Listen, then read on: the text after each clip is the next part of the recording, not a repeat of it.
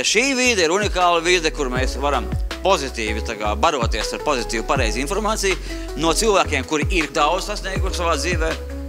Matīs Ansviesuls pierāda ar savu dzīvi, ka viss ir iespējams, ja tu vien vēlies. Tas, ko vajag darīt, ir izdomāt, kā es ātri sākšu to notestēt, kāda ir pirmā rīcība, ko es varu darīt. Tā ir daļa no spēles, tā ir vienkārši tā ir tā matemātika, kas biznesā eksistē.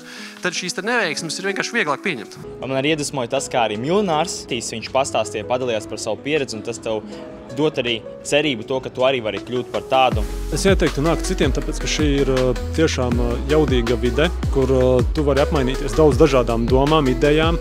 Esot pareizā vidē, tava domāšana mainās un arī sakārtojās tavas divas sfēras. Man patika tas, ka cilvēki ļoti pozitīvi.